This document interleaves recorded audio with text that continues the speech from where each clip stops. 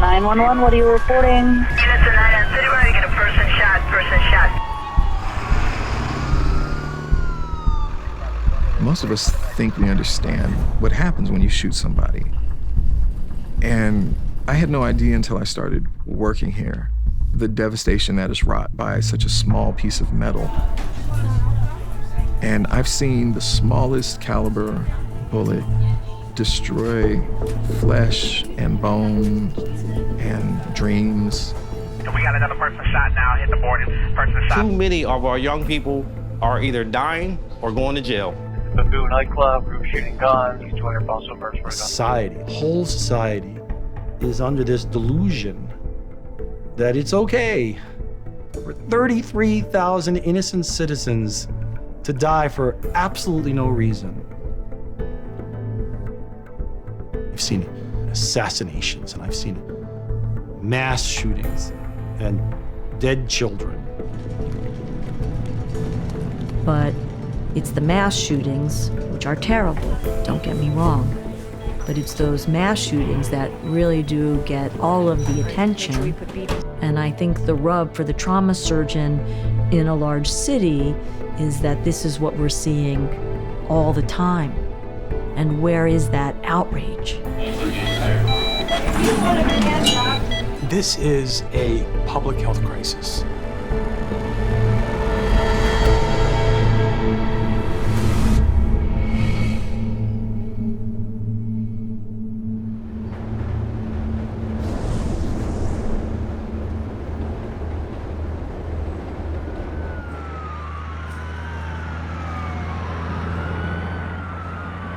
When it comes to gunshot victims, I'm very proud of this trauma center. I mean, literally, if you watch us, we tilt the hospital up on its side and try to pour lifeblood into a dying gunshot victim. I mean, it's a remarkable thing to watch in terms of society trying to save a life. Stay with me, stay with me. Jacoby Medical Center Emergency Department, go ahead. This is Empress EMS. I got a 34-year-old male. Multiple GSWs, 90 over valve respirations at 35. ETA is 4 minutes out.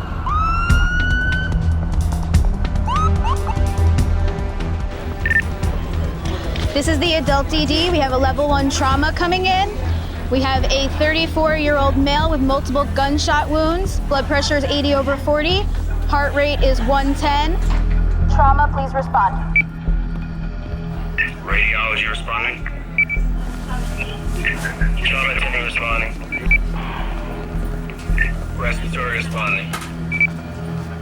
Anesthesia. Okay, everyone, we have a pre-notification for a 34-year-old male with multiple GSWs to the neck and chest.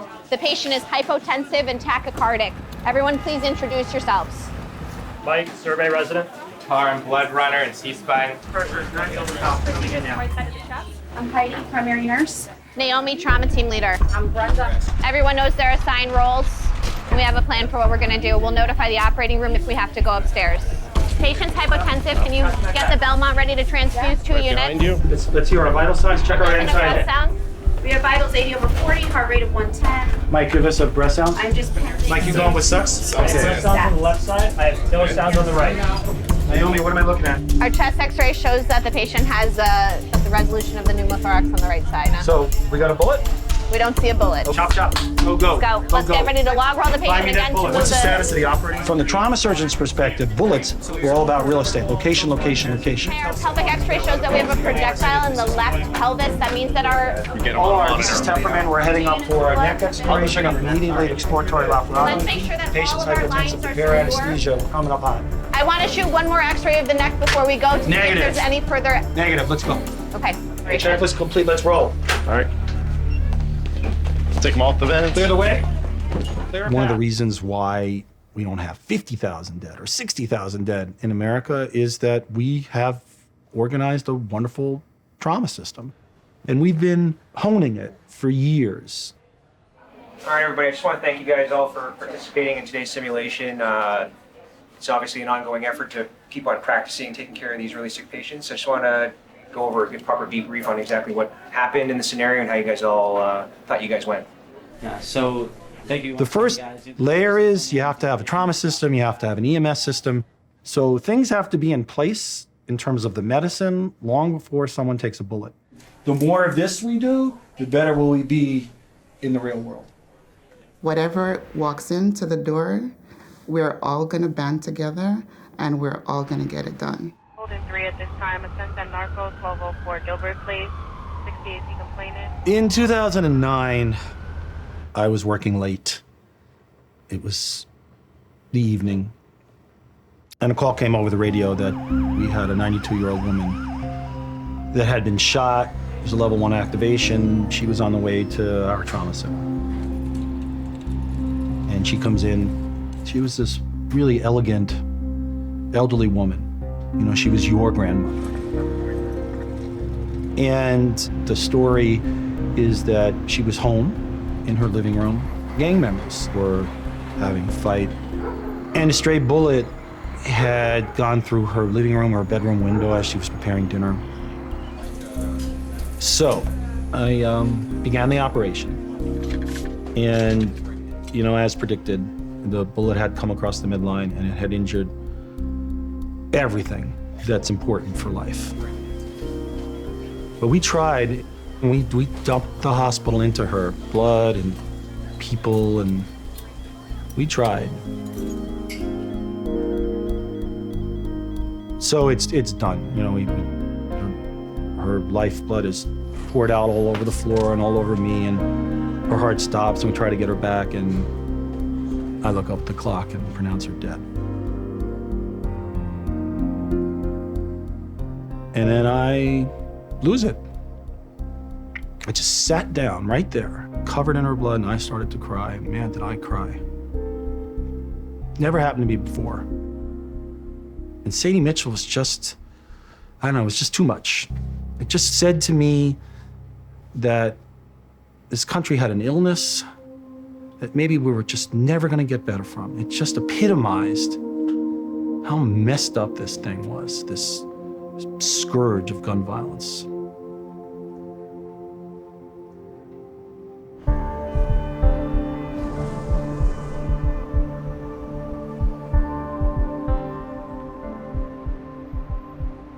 Temple has the dubious distinction of treating the most gunshot victims in the state of Pennsylvania.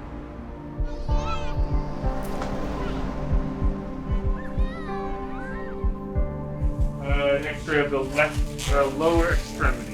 What's this? Oh, that is Were you shot before ever, sir? a year ago, yes. You shot it back, yeah. In the trauma bay, there are no good guys or bad guys. They're all patients that have sustained gunshot wounds that we need to take care of.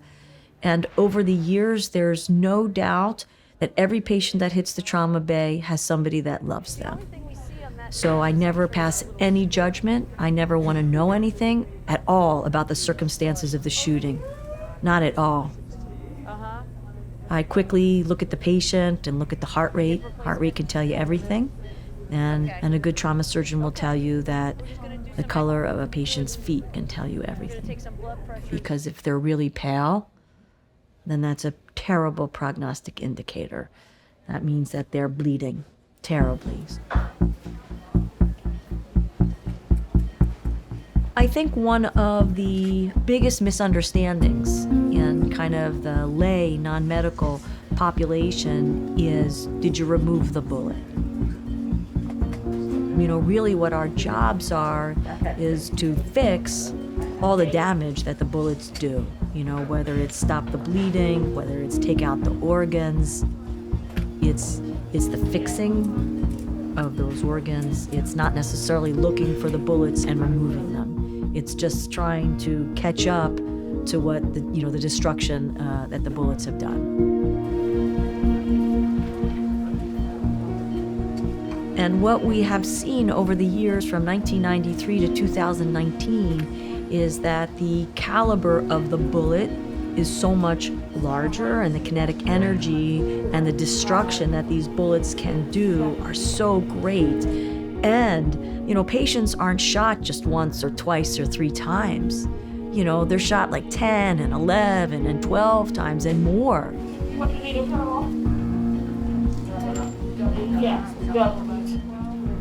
When you're in the operating room, particularly with a gunshot victim, and they have a multitude of injuries, it can really be a slugfest. That's how I feel in the operating room. You know, God, way to go, you're a good trauma surgeon. The devil, you suck, you call yourself a trauma surgeon, what are you doing here? And I had really struggled for all those years to understand what that was all about. And that's exactly what it is. God and the devil on your shoulder.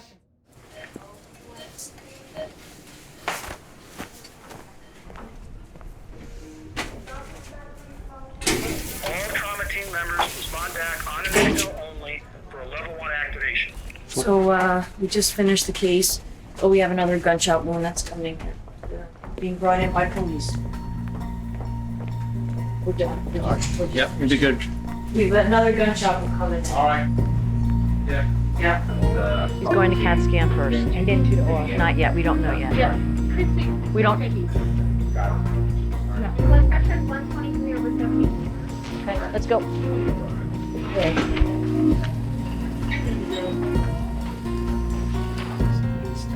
Shot. 2 times in the right chest and once in the right neck, and the BBs are where he's shot. Like a gunshot. It's the shrapnel in there. Yeah, and the jugular is okay. Yeah. But yeah, the floor of his mouth doesn't look so. And there's shrapnel extending all the way up to his tongue. Okay. So.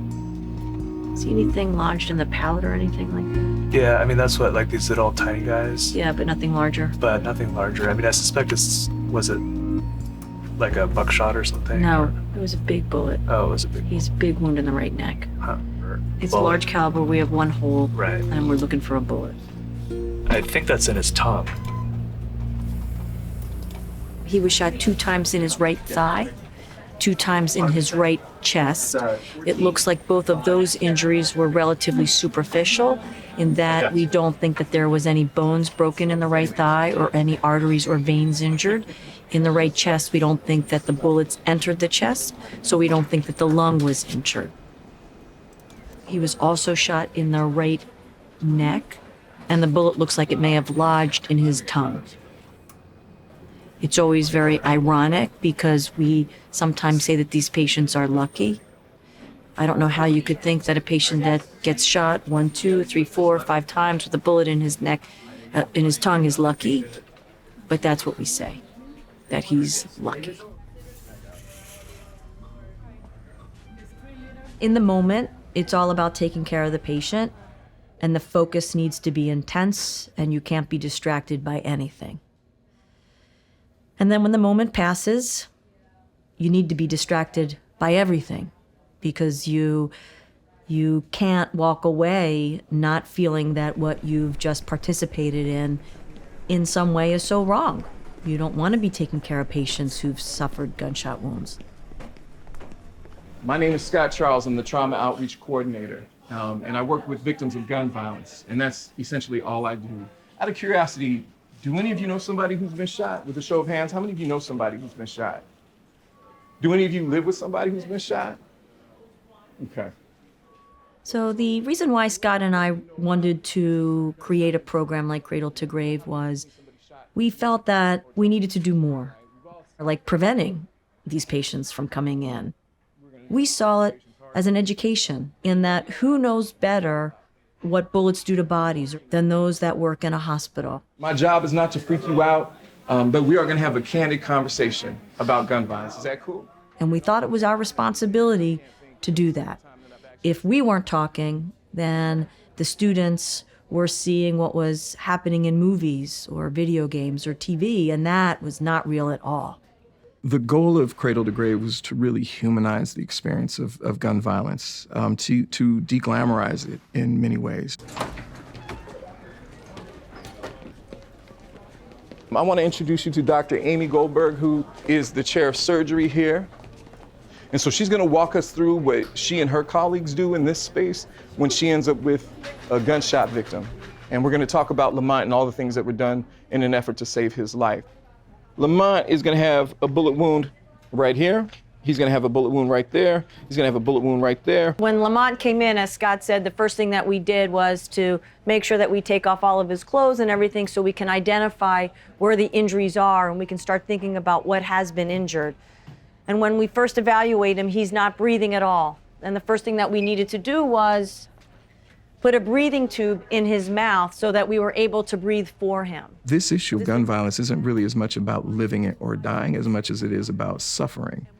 And we find that particularly when you talk about one of the things that leads to so much of the violence, the sense of being disrespected, the sense of shame that lies at the heart of so much of the violence that we see, the kids, after seeing the realities of being shot, or more importantly, pulling the trigger, they see violence as a less reasonable reaction to being disrespected.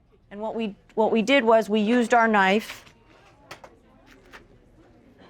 and we made an incision in his left chest where the heart is. Cradle to Grave is not a Scared Straight program. There's, nobody raises their voices. It's just narrating a story that is sad, but it is unfortunately too often a reality of growing up in a city like Philadelphia.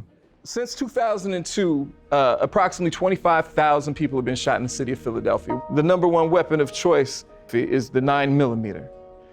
Somebody was shot every 6.5 hours last year in Philadelphia.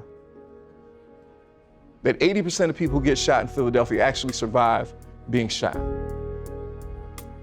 Gun violence is contagious. It's like a disease. When somebody gets infected with it, it doesn't stay with them, they pass it along, right? One of the goals is to really spell out the consequences of being a victim of gunshot injury and talk about the debilitating injuries that they suffer. Among those are amputations, or the fact that we see so many young men who are paralyzed as a result of a shooting. It is good that 80% of our gunshot victims live. And if you don't dive down into what that statement really means, then you kind of just move on. But it's kind of what are they living with and how are they living? So they're young, they have their whole lives ahead of them, and the wounds can be really devastating. From, traumatic brain injury to paralyzed from the neck down, where they know they're paralyzed and they can't move their arms and they can't move their legs, and they're 20-something years old.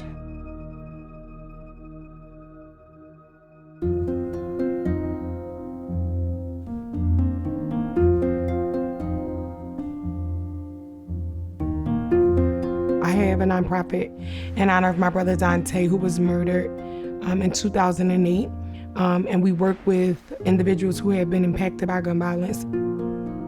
The majority of the people in the support group are individuals who have been shot, so they're gun violence survivors, and they are paralyzed. What up? What's up, Leon? How are you? How has everyone been doing mentally, physically, emotionally? Mo, I know you were struggling a little bit from your operation. How you doing? I couldn't move. Only thing I could do was stay on my back. And I couldn't do weight shifts and stuff like I normally do. So now, that's what people who have been shot and paralyzed go through quite a bit. A lot of them fight harder than they ever fought before. So getting shot was easy, because now trying to find housing, trying to get employment, trying to just do the basic things like driving your car is a challenge. When I'm single, I always have a wheelchair. It's one of those things like it's just always there. For all of us, quite honestly, the last thing we do is to get out of a wheelchair, and the first thing we do when we get up is kind of get into a wheelchair. So it's always a constant in relations to our new lives. But they oftentimes are forgotten about. So that group, that population of people, I always say they lived for a reason and they have a story, and it's our responsibility and our duty to make sure that people hear it. Well, back in August the 3rd of 2013, I was a victim of domestic violence, which the gentleman that I was with had shot me in the back. Yeah, she comes straight home now. And when I got shot, I felt that I had no movement down here, so I knew I was going to be paralyzed. And what saved me was that I had crawled underneath my car because he still was shooting. Only one bullet hit me in the back. First and foremost, it changed the life of my daughter. She was just going inside of high school, and I'm a single parent. So now it's like her whole world changed as well. So that was more stress and just hardship on my mind. My mom's house, she had to make her downstairs area into an apartment condo for me. Rails and lift for her front porch. So that was hard. I know it was hard on my mama because this was something different. Everything changed. I really honestly say everything changed, and I was in a sunken place, which is depression for me, for about 3 years that I could not get out of. I think the biggest obstacles that the individuals in our group who are paralyzed face is really the mental struggle with paralysis and being paralyzed. I think physically they're strong enough to get through it. I think mentally they struggle.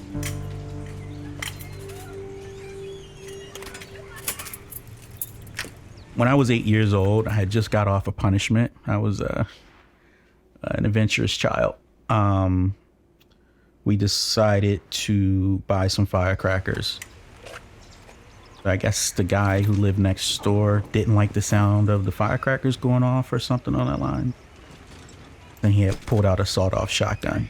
I thought I was running one way, but the reality of it is I was running a different direction. And the last thing I heard was the shot go off, and I loosely heard myself scream. And then from there, I don't remember anything. And that was kind of what happened.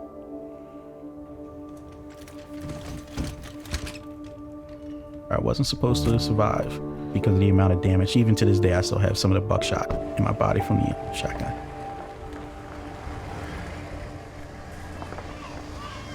I remember, when the doctor asked if I could feel my legs. And I had some feeling, and he asked what I thought, and I thought they had taken my legs off and replaced them, all that child stuff. Don't know why I'm even crying about it right now, but that's what I remember.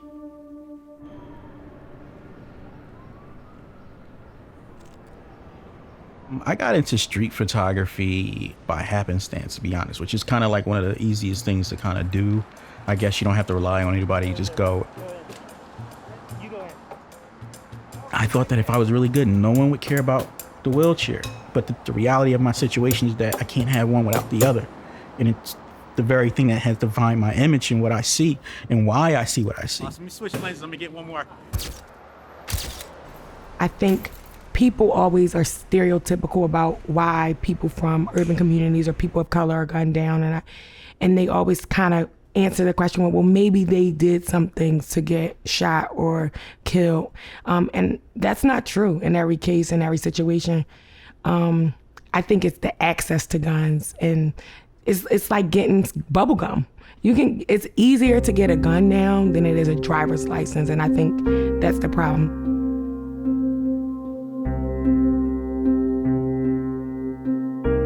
Hardworking single mom, just did everything that I knew I was doing correctly to better myself and my daughter's future, and I got shot.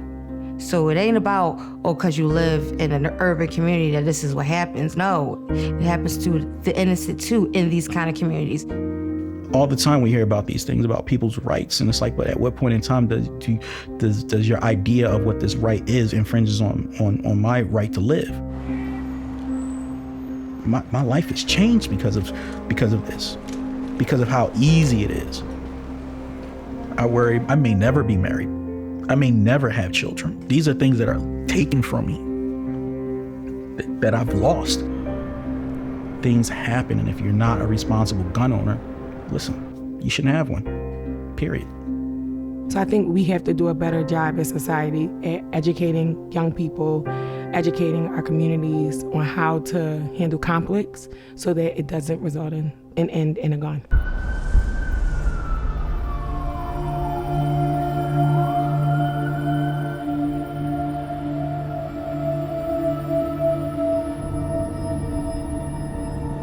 Here in Baltimore, we have young men dying every day from firearm injury.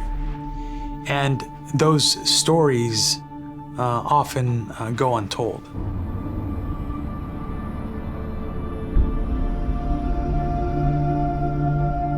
Here at Hopkins, 80% of our patients come within a 5-mile radius. When Brendan arrived to the trauma bay, he was nearly dead. His blood pressure was 50.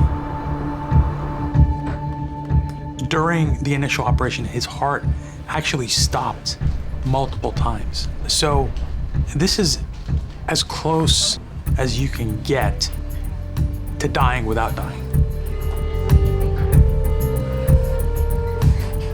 One of the things that we had to do was reconstruct his chest, because we had to not just open up his chest, but take down a certain muscle called the diaphragm that helps with breathing in order to get access to some of the very difficult areas he was bleeding in. When you look at how complex it is delivering care to these really critically injured patients, you know, specifically Brendan, who was shot over 13 times and had injuries in almost every cavity in his body. He went to the operating room over 15 times with not just myself, but a multidisciplinary group of surgeons. And it's that type of care that allows us to bring these patients from nearly being dead to now being able to, you know, work with physical therapy and hopefully make it out of this hospital.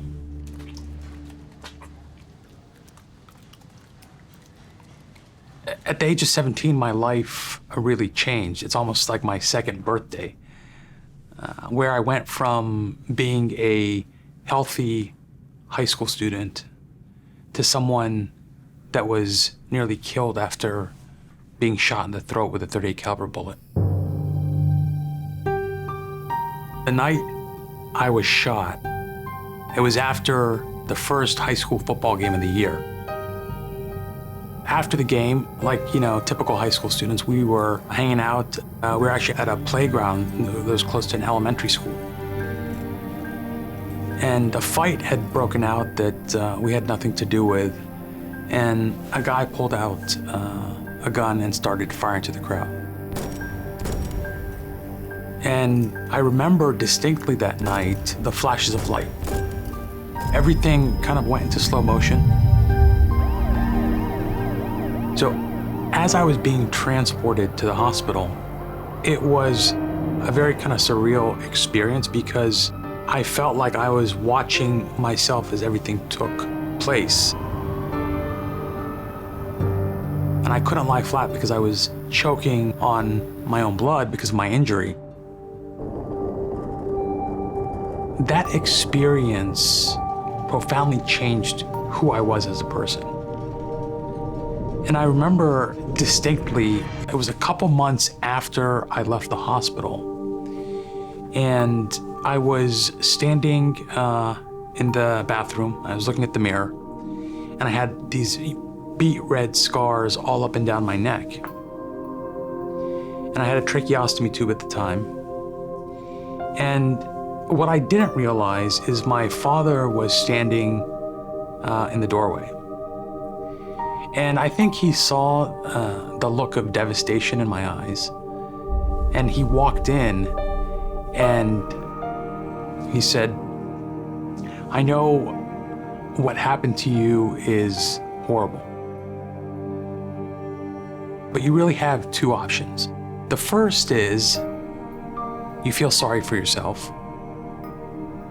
But the second is you take this horrible experience and you turn it around and you try to impact the lives of other people."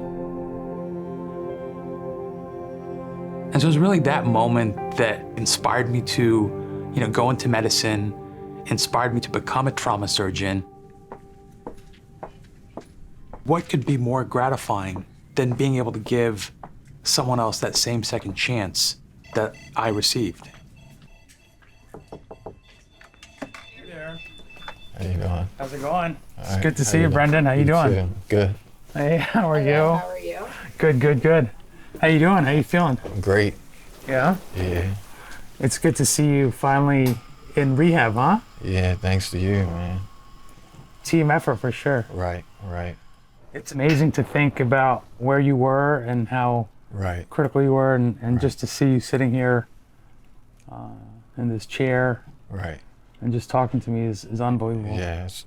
I think there was 21 entry and exit wounds, and I think I got 5 bullets still in my back, 4 or 5. The only thing you can do is now, try to take that horrible incident and turn it into something positive. Right, right. And I think, everyone here knows how much, your family knows how much you care about them and how much you love them. And obviously, I have no doubt that you're going to try to do everything you can to ensure that you're there for them as well. Yes. But first, we got to get you back back to baseline, huh? Yeah. All right, bud. See you later. It's good to see you, huh? Yeah. All right. Keep up the good work. Definitely. All right, man. If the human toll of gun violence is not enough, there's also an economic burden that exists. There are some estimates that look at the total economic burden to be over $220 billion.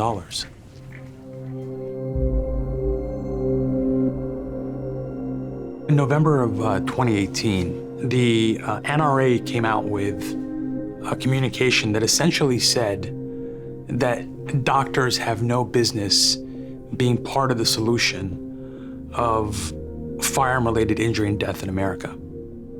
And they essentially used the phrase that we should stay in our lane.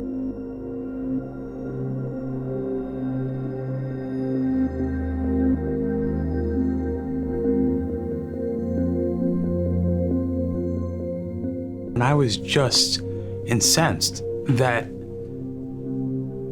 an individual, an organization would think that we as healthcare professionals, the people that are literally on the front lines of caring for these patients day in and day out, have no business in being part of the solution. And so that's why I ended up starting the handle, This Is Our Lane.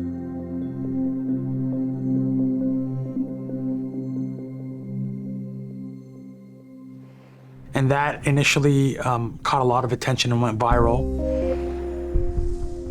And what I started noticing is there's so many clinicians, not just doctors, clinicians from all walks of life that are wanting to have a voice on this issue.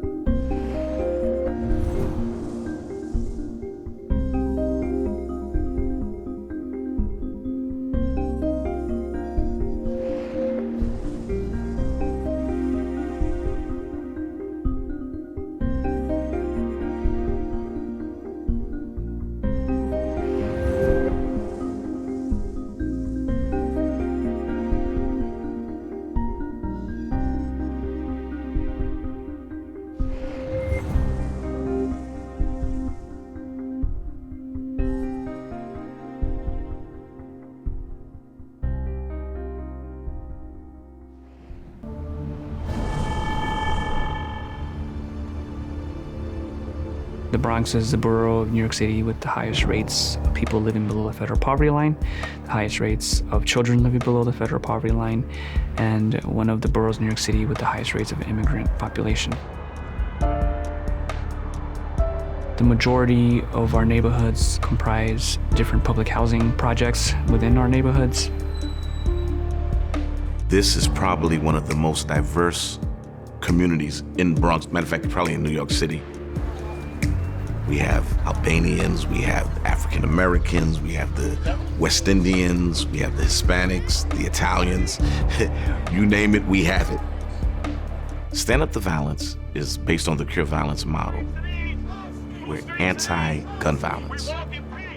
We want to put the common back in unity to make this a stronger community. So this program was to try to provide culturally syntonic, culturally appropriate people to speak to these kids. And of course, I say kids because gun violence is a disease of the young, right? If you look at who I'm taking care of, who me and my colleagues are taking care of here at Jacobi, it's young people. It's squarely in their 20s, by and large. So who's going to talk to them? Who's going to have street cred with them? So people that have lived their life and have gotten out. So we had to hire former gang members and former criminals. Well, I was incarcerated at a young age. I grew up in foster care. You know, I had a hard life growing up. Wanted me to give a pep. I did a lot of time. When I became an actual victim, it just let me know that this is not something that I like, not something that I want anybody else to go through. And if I could change it, why not do it? You know? Yo, what's up, bro? How you doing? What's better? Much better? Much better. Okay, cool. Whenever a person comes in as a victim of violent trauma, they're in the hospital, they're not around their friends, they're not around their family, they're just here getting their medical treatment. So it really is a golden moment for intervention because they're sitting there in a hospital bed, they're healing from their injuries, they're getting medical care, and they're just thinking. They're thinking about what happened, they're thinking about who did it to them, and they're probably thinking about what they're going to do to get back to them. That's the whole thing. We do deal with violence like it's a disease. So basically it spreads from the perpetrator to the victim, and then the victim becomes the perpetrator. If I go in there and talk to people about retaliation alone, I'm a guy going in there with a stethoscope around my neck and a doctor, so they don't view me as somebody they can identify with. They're like, sure, okay, yeah, you're going to tell me not to think about retaliation. But somebody who comes in, who looks like you, who talks like you, who's from your same neighborhood, who's been through the same thing you've been through, that information and that counseling carries a lot more weight and has more of a potential to influence your behavior. Those patients that we also intervened in had a 60% less likelihood of coming back with a re-injury compared to those patients that we did not see. I guess I just know how to engage with people in the community because I come from the community. I want the streets to be safe. I want my kids to grow up as well.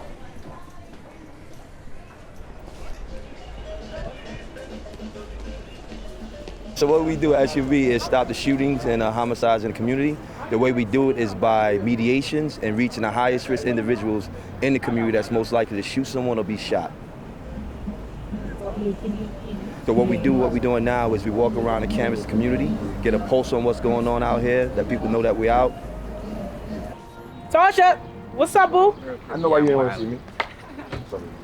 All right. Yeah. Chilling. Hey, Chris. I gotta get that high roll. Mommy, how you feeling today? You right? Yes. Every time there's a shooting, we're out here making sure there's no retaliation for that shooting, making sure we mediate any beefs that might get out of hand. And it's a tough job. It's a very tough job because these kids have to trust you. This community has to trust you. These parents have to trust you.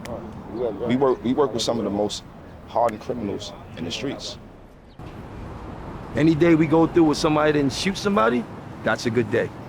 And that's what the team has been able to do. They're very successful at what they do. We use each other's strengths. We correct each other when we need to, and we get the job done.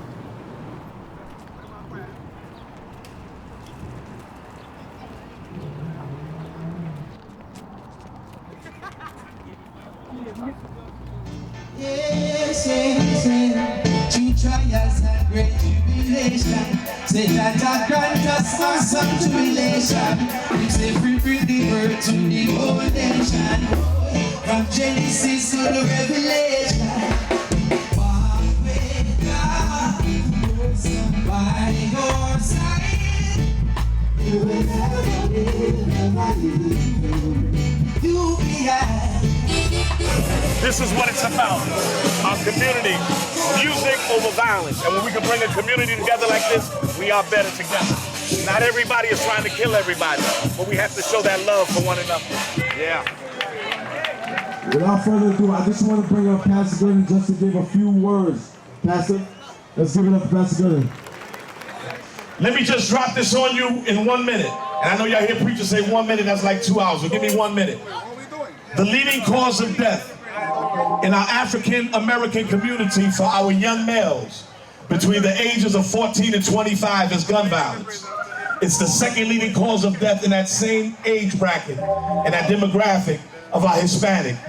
No longer can we stand by, but it's time for us to stand up to the violence. It's time for us to take back our communities. Keep the guns down. One shot fired is one shot too many. God bless you.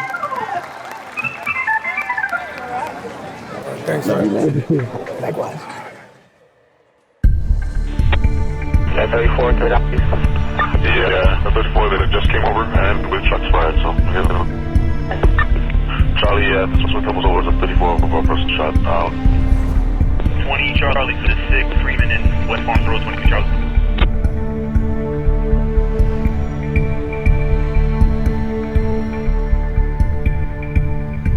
So the individuals came in, there was two 17 and 21-year-old young men that came in from our target area who were dead on arrival. So they came in cardiac arrest, and they were not able to do anything for them actually by the time they got here because they were already far gone, and they died pretty probably instantaneously. So tomorrow, I don't know if you go through the logistics of it, but we're going to be starting right where the shooting or the response the police came to, and then we're going to go around just the housing area, doing our thing, our chants, and then ending back on White Plains. we had gone 183 days without a shooting, and we were getting quite proud of ourselves, and you should be, should be, because you guys have been doing a fantastic job. But every once in a while, things like this will happen, and it's no one's fault. It's not, nobody did anything wrong. There was a lot of grieving out there, but just seeing my friends crying and stuff like that, I felt it too. So it is personal for me, and yeah, so we all feeling it. So whenever a shooting happens in one of our target areas, one of the biggest things we do is we do something called a shooting response. And what that is the SUV team goes out to the exact location of where the shooting happened. And this is just really a way to kind of showcase to the community that a shooting happened here, and it's a big deal, and it's not normal. 2 young men were shot and killed in this community right here. And so tonight, we have gathered here as a community to let this community know that we stand with you. Where there is hate tonight, we've come in the spirit of love. Where there is confusion tonight, we come in the spirit of peace. Guns down! Lives up! Guns down! Lives up! We stand in peace! In our streets! We stand in peace! In our streets! As I said, there's no words for a parent that loses a child except pain. So we're praying for this family tonight. We're going to hear from the mother at this time, Sheree. Hello. I'm not going to say too much because my heart is broken. Buddha was the love of my life. He was beautiful. I was honored to be his mother. I can't say too much more because my heart hurts a lot. Thank you all for being here. I love you all. Love you too, Mama. I've been living in this neighborhood for 20 plus years, and every year I see candles from kids being killed, kids, and it hurts. It really, really hurts. And unfortunately, this time, this is my kid. It's no words for that. It's just no parent deserves to bury their child. You know, he's 17 years old. 17. You know, his life is gone. And my heart is broken. That's the only thing I can tell you. My heart is really and truly broken. You know, I helped raise him and his brother. Now, everybody called him Buddha, which was the nickname that I gave him when he was born. You know, because he was such a chubby little baby. But my love for that boy, it's like I gave birth to him myself. And that's how much I loved him.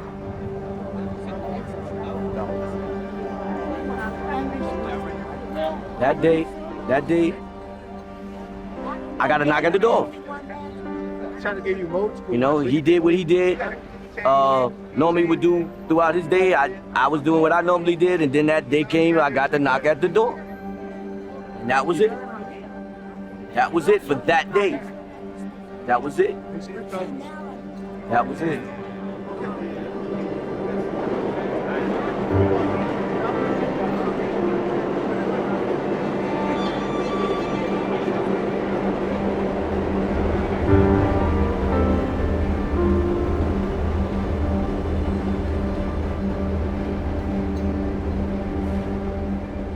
But sometimes a suture and a scalpel is a poor match for the lethality of a bullet. And sometimes we can't fix it. And it is, so I say the worst day of a trauma surgeon's life is when he has to go out to a mom and say, your son's never coming back to you. You know, you have to use the word. They teach you that in medical school, right? You have to use the word, your child has died. You need the finality and the thud, because they have to hear you. My grandmother, who was from a small village in rural Mexico, in her infinite wisdom, would always say, you know, when a woman loses a husband, they call her a widow. When a child loses a mother, they call him an orphan. But when a mother loses a child, there's just no name for that. And I think about that a lot because it's true. You remember every single face of every single mother who you've told that to.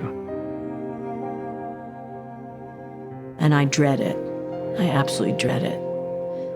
In fact, I've told people that what will make me leave trauma surgery won't be the hours and the fatigue. It'll be that I just can't tell another family member that their loved one has died.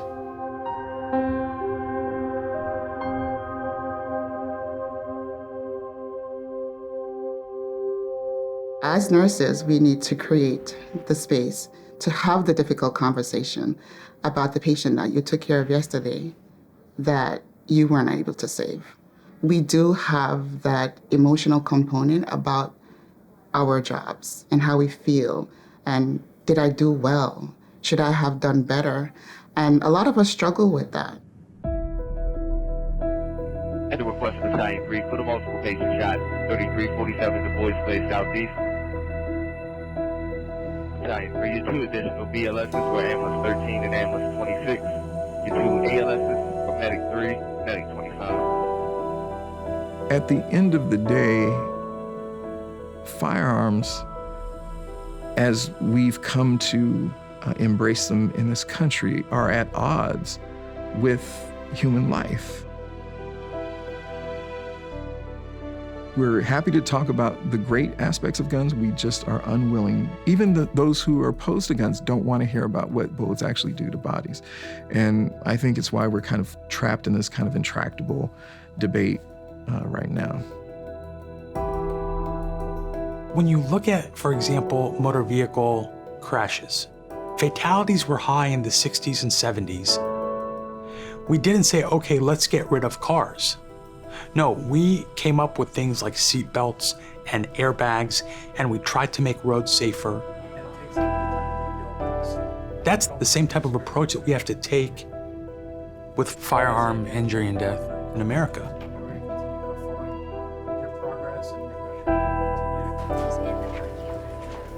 It's preventable.